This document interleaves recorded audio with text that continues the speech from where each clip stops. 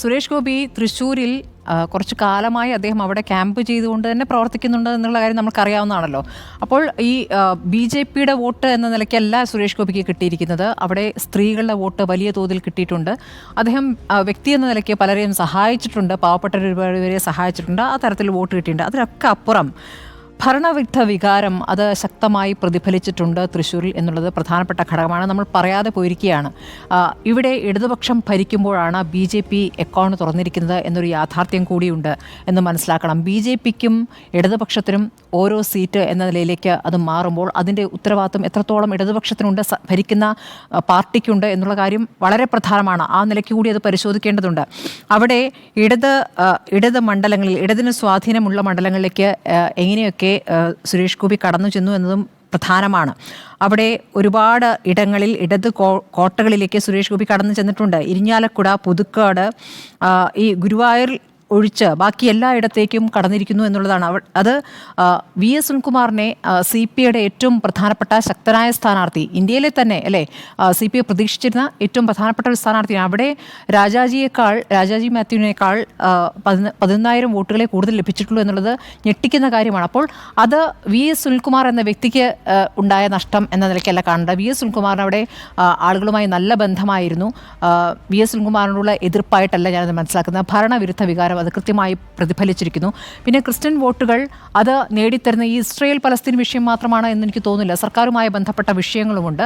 അപ്പോൾ ആ നിലയ്ക്ക് ഒരു ഭരണവിരുദ്ധ വികാരം. പിന്നീട് മുരളീധരൻ എങ്ങനെ 3-ാം സ്ഥാനത്തേക്ക് എത്തി എന്നൊരു വിഷയം അവിടെ നിൽക്കുന്നു.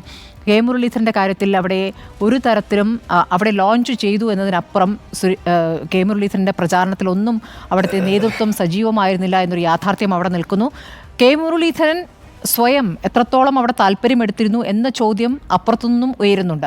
മുരളീധരന് തൃശ്ശൂരിൽ ജയിക്കണമെന്നുണ്ടായിരുന്നില്ല എന്ന രൂപത്തിലുള്ള പ്രതികരണം അപ്പുറത്തുനിന്നും വരുന്നുണ്ട്.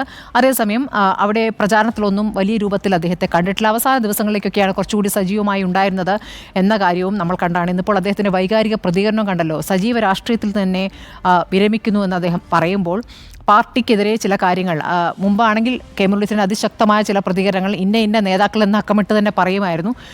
മുമ്പ് നടത്തിയ പ്രതികരണത്തിലും അത് കഴിഞ്ഞിട്ട് പറയാം, വിധി വന്നിട്ട് പറയാം എന്ന് പറയുമ്പോൾ അദ്ദേഹത്തിന് ഈ സൂചനകൾ ഉണ്ടായിരുന്നു എന്ന് തന്നെ വേണം മനസ്സിലാക്കാൻ. അപ്പോൾ അതിൻ്റെ ഉത്തരവാദിത്വം അവിടെ നിൽക്കുന്നു. ഭരണവിരുദ്ധ വികാരം ശക്തമായി പ്രതിഫലിച്ചിട്ടുണ്ട് എന്ന് തന്നെ മനസ്സിലാക്കണം. നമ്മൾ തൃശ്ശൂരിൽ നിന്ന് തുടങ്ങുന്നതുകൊണ്ട് അവിടെ പറയുന്നു, തൃശ്ശൂരിലെ മാത്രമല്ലല്ലോ. ഓക്കെ, ഇതിലേറ്റവും പ്രധാനപ്പെട്ടത് ശ്രദ്ധിക്കേണ്ടത് തൃശ്ശൂരിൽ ആ വോട്ട് ഷിഫ്റ്റിൻ്റെ കണക്ക് നമ്മളെ അതിശയപ്പെടുത്തുന്ന കണക്കാണ്. നോക്കൂ, 2019 TN പ്രതാപൻ 4,15,000 വോട്ടുകൾ നേടിയ സ്ഥലത്താണ് തൃശ്ശൂരിൽ ഇക്കുറി മുരളീധരൻ 3,28,124 വോട്ടിലേക്ക് അത് ചുരുങ്ങിയിരിക്കുന്നത്. എന്ന് വെച്ചാൽ ഏകദേശം 87,000 വോട്ടാണ് കോൺഗ്രസിൽ നിന്ന് പോയിരിക്കുന്നത്.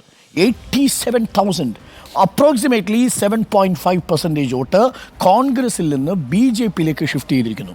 ഇതാണ് പ്രധാനപ്പെട്ട കാര്യം. ഇതിനു മുന്നിൽ ഇനി കോൺഗ്രസിന് തൃശ്ശൂരിൽ മറ്റൊരു വിശദീകരണവും നിൽക്കില്ല. ഈ 87,000 വോട്ടുകൾ കോൺഗ്രസിൽ നിന്ന് എങ്ങനെയാണ് BJPയിലേക്ക് പോയത്? 2 ഫാക്ടേഴ്സ്.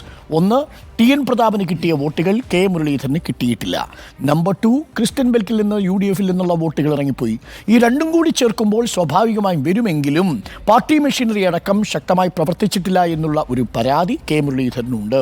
വരും ദിവസങ്ങളിൽ തൃശ്ശൂർ ചർച്ച ചെയ്യാൻ പോകുന്നത്, തൃശ്ശൂരിൽ കഴിഞ്ഞ തവണ TN പ്രതാപന് കിട്ടിയ 87,000 വോട്ട് ഇത്തവണ മുരളീധരൻ എന്തുകൊണ്ട് നിലനിർത്താൻ സാധിച്ചില്ല, അതെന്തുകൊണ്ട് BJPയിലേക്ക് ഷിഫ്റ്റ് ചെയ്തു, അതൊരു പ്രധാനപ്പെട്ട കാര്യം.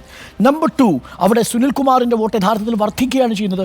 സുനിൽകുമാറിന് കഴിഞ്ഞ തവണ അന്ന് രാജാജി മാത്യുവിന് ലഭിച്ചിരുന്ന വോട്ട് 3,21,456. ഇക്കുറി അത് 3,37,282 വർദ്ധിക്കുന്നു. എന്ന് പറഞ്ഞാൽ 16,000 വോട്ട് അവിടെ CPIക്ക് വർദ്ധിക്കുന്നതായിട്ട് കാണാൻ. CPIക്ക് 16,000 വോട്ട് വർദ്ധിക്കുകയും അതേസമയം തന്നെ അത് കോൺഗ്രസിന് 87,000 വോട്ടുകൾ നഷ്ടമാവുകയും ചെയ്യുമ്പോഴാണ് 76,000 ഭൂരിപക്ഷത്തിൽ സുരേഷ് ഗോപി അവിടെ വിജയിച്ചു കയറുന്നത്. സുരേഷ് ഗോപി കഴിഞ്ഞ തവണ 2,93,000 വോട്ടുകളാണ് സ്വന്തമാക്കിയത്. ഇത്തവണ അത് 4,12,000 ആ വോട്ട് വിഹിതം ഉയർത്താൻ സാധിച്ചു. 1,29,000 വോട്ടാണ് സുരേഷ് ഗോപി വർദ്ധിപ്പിച്ചത്.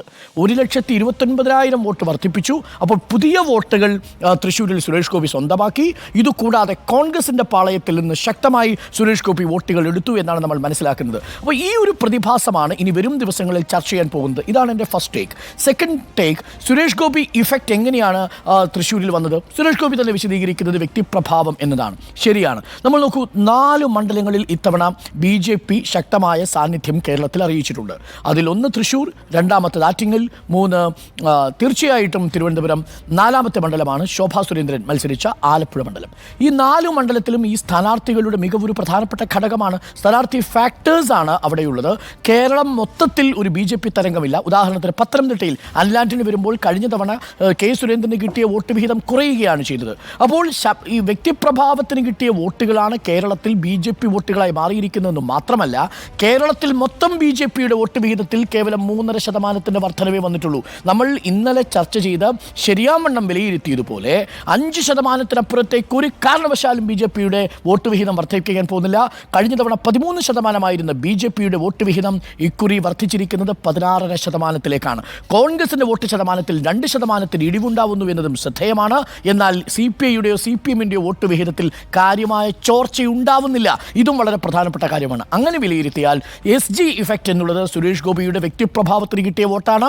സുരേഷ് ഗോപി കരുവന്നൂരിനെ ലക്ഷ്യമിട്ട് നടത്തിയ യാത്ര, സുരേഷ് ഗോപിയുടെ വിവാഹമടക്കം സുരേഷ് ഗോപി തൊട്ടതെല്ലാം രാഷ്ട്രീയ പ്രചരണ വിഷയമാക്കി മാറ്റിയത് നമ്മൾ കണ്ടതാണ്.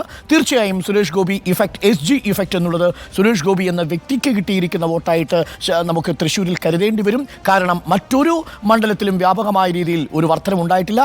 കേവലം 3% വർധനവ് മാത്രമാണ് കേരളത്തിൽ ഉണ്ടായിരിക്കുന്നത്. 20% ഇനിയും BJP തൊട്ടിട്ടില്ല ഇലക്ഷൻ കമ്മീഷൻ ഡാറ്റ അനുസരിച്ച്. ഇതാണ് എൻ്റെ ടേക്ക്. അപ്പോൾ തൃശ്ശൂരിൽ പക്ഷേ ഇനി കോൺഗ്രസിന് കാര്യങ്ങൾ അത്ര എളുപ്പമായിരിക്കില്ല. മുരളീധരൻ്റെ ആരോപണങ്ങൾക്ക് മറുപടി പറയുക അത്ര ലളിതമായ ഒരു കാര്യമായിരിക്കില്ല വരും ദിവസങ്ങൾ.